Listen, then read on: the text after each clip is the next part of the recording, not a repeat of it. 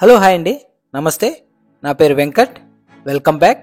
మా ఊరి సోది సుత్తి లేకుండా మంచి మాటలు కొన్ని, నిజాలు మరిన్ని. ఫస్ట్ ఆఫ్ ఆల్ మంచి మాటలకు వెళ్దామండి. మొండితనం అనేది సాధించడంలో ఉండాలి, అంతేగాని వాదించటంలో కాదు. ధనాన్ని చూసి దరిచేరే బంధువులు, అందాన్ని చూసి కలిగే ప్రేమ, అవసరం కోసం కలుపుకునే స్నేహం ఎప్పటికీ శాశ్వతం కావు. దూరంగా ఉన్నవారిని దగ్గర చేసే శక్తి, అలాగే దగ్గరగా ఉన్నవారిని దూరం చేసే శక్తి ఒక్క నోటి మాటకే ఉంటుంది. అది కత్తి కంటే కూడా పదునైనది, అలాగే అమృతం కన్నా కూడా మధురమైనది. కొద్ది కొద్ది కోరికలతో, చిన్న విషయాలతో సంతృప్తి పడటమే ఉత్తముల లక్షణం. ఒక స్త్రీ పురుషుని కంటే బలమైనది కాకపోవచ్చు, కానీ ప్రతి ఒక్క పురుషుని బలహీనత స్త్రీయే కాదంటారా? ఒక స్త్రీ తన బాధలను మీతో మనస్ఫూర్తిగా పంచుకుంటుంది అంటే దాని అర్థం మిమ్మల్ని ఎంతగానో నమ్ముతుంది అని. మీ నుండి వచ్చే సమాధానం ఆమెకు ఎంతో ధైర్యాన్ని ఇస్తుంది అని అర్థం. సహాయం చేసే స్తోమత ఉన్న సాటివానికి సహాయం చేయలేని వ్యక్తి భగవంతుణ్ణి బంగారు పుష్పాలతో పూజించినా వ్యర్థమే. మీరు చేసే మంచి పని ఏదైనా సరే దాని ఫలితం జీవితంలో ఎప్పుడో ఒకప్పుడు మిమ్మల్ని తప్పకుండా వచ్చే తీరుతుంది. ఒక మనిషి ఏదైతే ఉంది అని ఎగిసెగిసి పడతాడో, అలాగే దేనైతే చూసుకుని మురుస్తూ ఉంటాడో అది తప్పకుండా దూరం అవుతుంది. గుర్తుపెట్టుకోండి. నేను అనే ఆత్మాభిమానం మనిషిని ఎంత పైకి తీసుకువస్తుందో, నేను అనే అహంకారం ఆ మనిషిని అంతగా దిగజారుస్తుంది. ఒకరు మీ పక్కన ఉంటే మీ స్థాయి పెరగడం కాదు, మీరు పక్కన ఉంటే వారి యొక్క విలువ పెరిగే స్థాయికి మీరు ఎదగాలి. అదే విజయం అంటే. స్వర్గాన్ని నరకంగా చేసేది, అలాగే నరకాన్ని స్వర్గంగా మార్చేది మన మనస్సే. డబ్బును అనేక విధాలుగా సంపాదించవచ్చు, కానీ కోల్పోయిన గౌరవాన్ని మాత్రం ఏ విధంగానూ సంపాదించుకోలేదు. గుర్తుపెట్టుకోండి. ఒక కొబ్బరి చెట్టు ఎదిగే కొద్దీ పాత మట్టలు రాలిపోతూ ఉంటాయి, అలాగే మీలో జ్ఞానం పెరిగే కొద్దీ తన పర భేదాలు తొలగిపోతూ ఉంటాయి.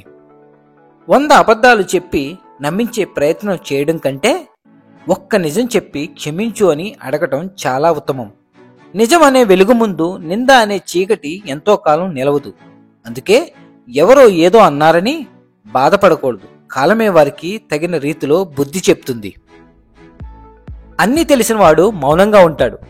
ఏమీ తెలియని వాడే ఎప్పుడూ మాట్లాడుతూ ఉంటాడు. అన్నీ నాకే తెలుసు అని విర్రవీగుతూ ఉంటాడు. వారిని పట్టించుకోకండి.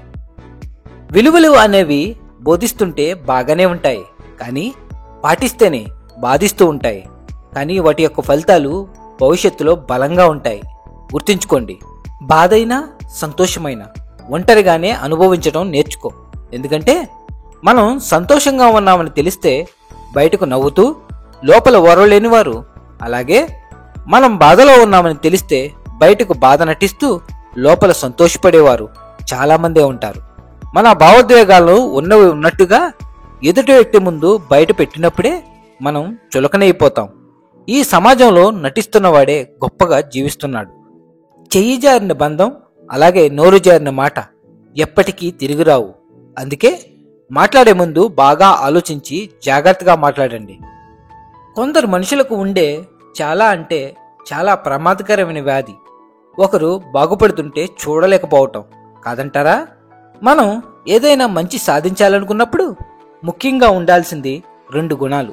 మొదటిది ప్రేమించే స్వభావం, ఇక రెండవది విమర్శలను భరించే సహనం.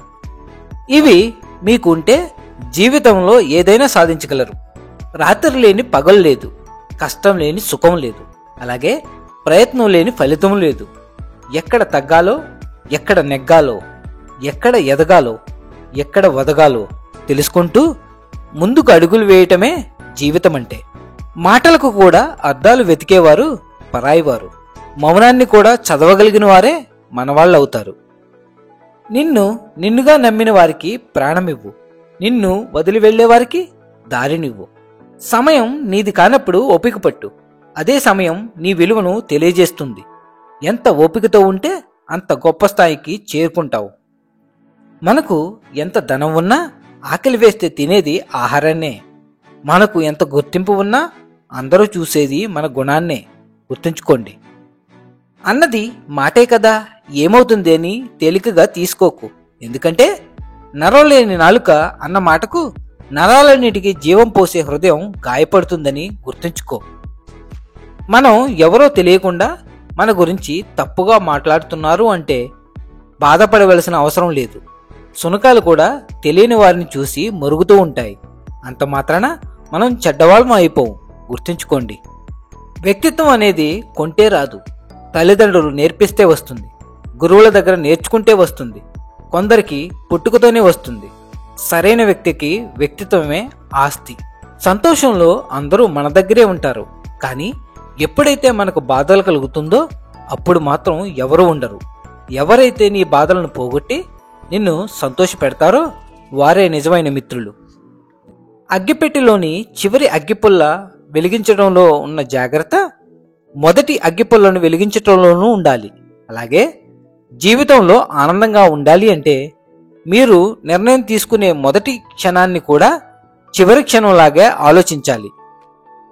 ఎప్పుడూ కూడా లేని దాని గురించి దిగులు పడకు, ఉన్నదాని గురించి గొప్పలు పోకు. దేన్నైనా మార్చే శక్తి రేపటికి తప్పకుండా ఉంటుంది. మనకు లేనిది రావచ్చు, ఉన్నది పోవచ్చు, ఏదైనా జరగవచ్చు. ఆశపడటం అలాగే ఆరాటపడటం అవి అజ్ఞానులు చేసే పనులు. గౌరవం అనేది గుణాన్ని చూసి ఇస్తారే తప్ప ధనాన్ని చూసి కాదు. ఎందుకంటే నువ్వు చెప్పులను ఎంత ఖరీదు పెట్టి కొన్నా సరే గుడి బయటే వదిలేస్తావు. కొద్ది ఖరీదు పెట్టి కొన్న కొబ్బరికాయని మాత్రం గుడిలోకే తీసుకెళ్తావు. అర్థమైందనుకుంటా. మనల్ని బాగున్నావా అని అడిగే వ్యక్తుల కంటే మనం బాగుండాలి అని కోరుకునే వ్యక్తులు ఉండటం ఎంతో అదృష్టం. అలాంటి వారిని వదులుకోకండి.